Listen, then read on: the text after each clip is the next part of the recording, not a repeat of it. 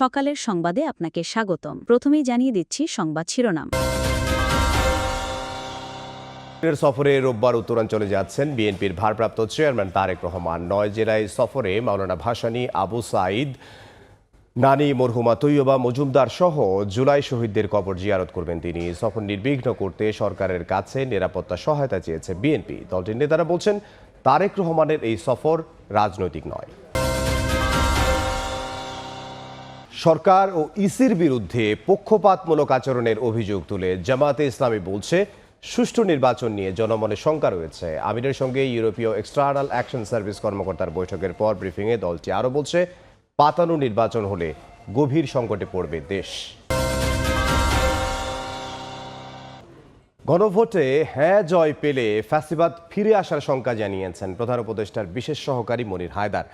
বিষয়টি সাধারণ মানুষকে বোঝাতে নির্বাচন কমিশনকে ব্যাপক প্রচারণার পরামর্শ দিয়েছেন নৌ উপদেষ্টা সাখাওয়াত হোসেন।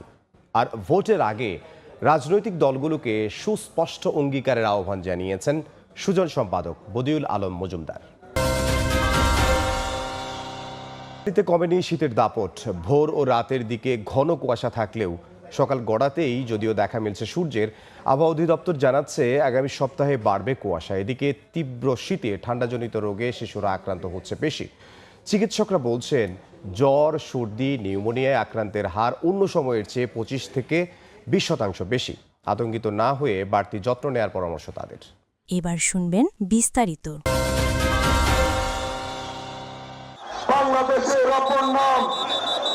দেশে ফেরার পর প্রথমবার ঢাকার বাইরে সফরে যাচ্ছেন বিএনপির ভারপ্রাপ্ত চেয়ারম্যান তারেক রহমান। রোববার থেকে 4 দিনের জন্য উত্তরাঞ্চলের 9টি জেলা সফরে যাচ্ছেন তিনি। এই সফরকালে মাওলানা আব্দুল হামিদ খান ভাসানী, শহীদ আবু সাঈদ, নানি মরহুমা তৈয়বা মজুমদার সহ জুলাই শহীদদের কবর জিয়ারত করবেন তারেক রহমান। সাক্ষাৎ করবেন জুলাই যোদ্ধা ও শহীদদের পরিবারের সঙ্গেও।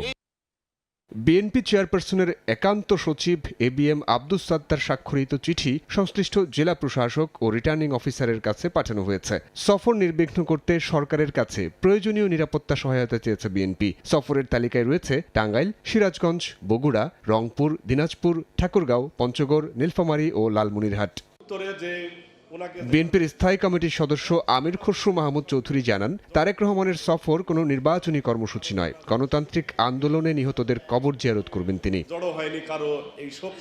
এর আগে জাতীয় প্রেস ক্লাবে বেগম খালেদা জিয়ার শোক সভায় যোগ দিয়ে আমির খসরু বলেন, আধিপত্যবাদ ও স্বৈরাচারের বিরুদ্ধে আপোষহীন ছিলেন বিএনপি চেয়ারপারসন। যারা গণতন্ত্রে বিশ্বাসী নয় তারাই ১/১১কে সমর্থন করেছে। সেই দলগুলোই এখন বিএনপির বিরুদ্ধে রাজনীতি করছে। যারা কষ্ট করেছে, জীবন দিয়েছে, ত্যাগ স্বীকার করেছে, তাদের প্রতি সম্মান জানানো, সেই কাজগুলো উনি করছেন এখন। আর যখন ক্যাম্পেইনের সময় আসবে বিধিমালা হিসাবে, তখন উনি সেটা প্রস্তুতি দলের পক্ষ থেকে না হতে এটা ডিক্লেয়ার করা হবে। এদিন ডিআরইউ মিলনায়তনে দোয়া অনুষ্ঠানে বিএনপির স্থায়ী কমিটির আরেক সদস্য ডক্টর মঈন খান বলেন, বেগম জিয়া তার সারা জীবন উৎসর্গ করেছেন দেশের মানুষের অধিকার ও গণতন্ত্র প্রতিষ্ঠায়। এ সময় মঈন খান বলেন, ১/১১ সরকারের অধীনে 2008-এর নির্বাচন ছিল দেশি বিদেশি চক্রান্ত ও পরিকল্পনার অংশ। বুধবার সকালে রাজধানীর বসুন্ধরায় জামায়াত আমির ডাক্তার শফিকুর রহমানের ব্যক্তিগত কার্যালয়ে আসেন ইউরোপীয় এক্সটার্নাল অ্যাকশন সার্ভিসের এশিয়া ও প্রশান্ত মহাসাগরীয় বিভাগের পরিচালক পাওলা পাম্পালোনি। সঙ্গে ছিলেন বিভিন্ন দেশের কূটনীতিক। ১.৫ ঘণ্টাব্যাপী বৈঠকে উঠে আসে বাংলাদেশের নির্বাচন ইস্যু। আলোচনার মূল কনসেন্ট্রেশন ছিল আগামী নির্বাচন। পরে সকাল 10:30টায় সংবাদ সম্মেলনে কথা বলেন জামায়াত নেতারা।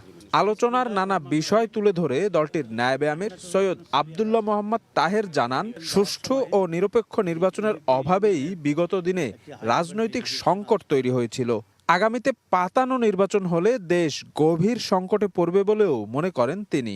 যেভাবে একটি বিশেষ দলের প্রতি ঝুঁকে পড়েছে এবং প্রশাসন যেভাবে একটা দলের আনুগত্য দেখাচ্ছে, এতেই আশঙ্কা তৈরি হয়েছে যে আগামী নির্বাচনটি কি আবার পাতানো নির্বাচন হবে।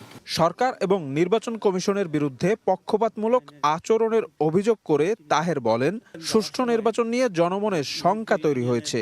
এ শঙ্কা দূর না হলে জনগণ ফুঁসে উঠবে বলেও হুঁশিয়ারি দেন তিনি। পাতানো নির্বাচন বাংলাদেশকে ধ্বংসের দিকে নিয়ে যাবে। আমরা ইলেকশন কমিশন, গভর্নমেন্ট এবং অল আদার ইনভলভড অথরিটির কাছে আবেদন করি তারা যেন এখনই এ ব্যাপারে নিরপেক্ষ হয় এবং বাংলাদেশকে সেভ করার জন্য তারা ভূমিকা পালন করে। আগামী নির্বাচন নিরপেক্ষ ও অংশগ্রহণমূলক করতে সরকার এবং রাজনৈতিক দলগুলোর করণীয় নিয়েও বৈঠকে আলোচনা হয় বলে জানান জামায়াত নেতারা। একটু সুষ্ঠু নির্বাচনের জন্য সকলের ভিতরে একটা আন্ডারস্ট্যান্ডিং থাকা দরকার।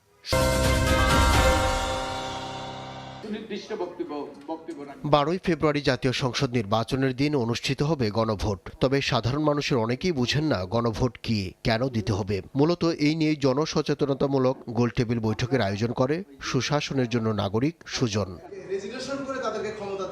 আলোচনায় উপস্থিত ছিলেন বিভিন্ন শ্রেণী পেশার মানুষ। তাদের বক্তব্যে উঠে আসে গণভোট নিয়ে সাধারণ মানুষের বিভ্রান্তির কথা। বক্তারা বলেন, গণভোট হাঁ জয়যুক্ত না হলে ব্যর্থ হবে সংস্কার কার্যক্রম। এজন্য রাজনৈতিক দলগুলোকে নির্বাচনের আগেই সুস্পষ্ট অঙ্গীকার করার আহ্বান তাদের। যদি এবারের গণভোট বিজয়ী না হয়, হাঁ জয়যুক্ত না হয়, হবে না, বাট আমি বলছি যদি না হয়, তাহলে একদম নিশ্চিন্ত থাকতে পারেন যে বাংলাদেশের ফ্যাসিবাদ আবার ফিরে আসবেই, কেউ ঠেকাতে পারবে না। যেহেতু দলগুলো জুলাই জাতীয় সনদ স্বাক্ষর করেছে এবং এটি বাস্তবায়নের অঙ্গীকার করেছে, তাই তারাও গণভোটের ব্যাপারে জনগণকে সচেতন করার জন্য কার্যক্রম পরিচালনা করবে। গণভোট নিয়ে বিভ্রান্তি দূর করতে নির্বাচন কমিশনকেই দায়িত্ব নিতে হবে বলে মনে করেন নৌ পরিবহন উপদেষ্টা সাখাওয়াত হোসেন। গণভোট হবে কন্ডাক্ট করার থেকে নির্বাচন কমিশন। এখানে সরকার বেশি কিছু করতে পারছে না, শিডিউল ডিক্লেয়ার হয়ে গেছে। কাজে আমি এই নির্বাচন কমিশনকে অনুরোধ করব যে আপনারা মোবিলাইজ করুন, আপনারা নিজেরা বাইরে যান। শুধু ভোটের ভোট কেমন হবে, ভালো হবে খারাপ হবে সেটা না, গণভোটটা কিভাবে হবে এটা জনগণকে বোঝাবার চেষ্টা করেন। প্রয়োজন হলে আপনি অন্যদের সহযোগিতা দেন। যে অন্ধকারে ছিলেন, যে তিমিরে ছিলেন, সেই তিমিরে আবার চলে যাবেন, আবার ফ্যাসিজমের মধ্যে চলে যাবেন। এটা মানুষ চাইবে না, সুতরাং এটা প্রচার করতে হবে।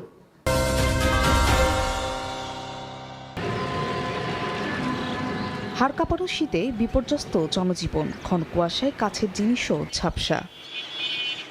বুধবার নওগাঁয় তাপমাত্রা নামে 6.7 ডিগ্রি সেলসিয়াসে, যা চলতি মৌসুমে এ পর্যন্ত সর্বনিম্ন। এদিকে কুয়াশার কারণে দিনের বেলায় বাধ্য হয়ে হেডলাইট জ্বালিয়ে সড়কে চলাচল করে যানবাহন। তীব্র ঠান্ডায় চরম বিপাকে পড়েন খেটে খাওয়া মানুষ। শরীর উষ্ণ রাখতে কেউ কেউ রাস্তার পাশেই খড়কুটো চালিয়ে আগুনের তাপ নেন। ঠান্ডাতে কোনো কাজ করা যাচ্ছে না, খুব হাত পা অবেশ আছে, ঠান্ডা ধরে। 10 ফিট বা 15 ফিট সামনে দেখা যাচ্ছে না, টোটালি একেবারে দেখা যাচ্ছে না। এত তাপমাত্রা, আমার হাত পা ঠান্ডা বরফ হয়ে আসতেছে। গত বছরের চেয়ে এই বছর অনেক ঠান্ডা। শীতে আমাদের অবস্থা খুবই খারাপ, গরিব মানুষ কাপড় চোপড় নাই, ঠান্ডা গাড়ি চালায়, ঠান্ডা গাড়িও চালাইতে পারি না। বাতাসের আবহাওয়া, কুয়াশা, এই কারণে নদীর পাড়ে আমরা যারা থাকি এদের একটু সমস্যা বেশি। আরও কয়েকদিন দেশের বিভিন্ন জেলায় মৃদু থেকে মাঝারি শৈত্যপ্রবাহ থাকার পূর্বাভাস দিয়েছে আবহাওয়া অফিস। আগামী কয়েকদিন ধরে মৃদু থেকে মাঝারি ধরনের শৈত্যপ্রবাহ বয়ে যেতে পারে, তবে এই সময়ে দিন ও রাতের তাপমাত্রা সামান্য বৃদ্ধি পেতে পারে। এদিকে শীতের সঙ্গে পাল্লা দিয়ে বেড়েছে ঠান্ডাজনিত রোগ। নিউমোনিয়া, ডায়রিয়া ও শ্বাসকষ্টে সবচেয়ে বেশি আক্রান্ত হচ্ছে বয়স্ক ও শিশুরা। হাসপাতালগুলোতে রোগীর চাপে হিমশিম অবস্থা চিকিৎসক নার্সদের।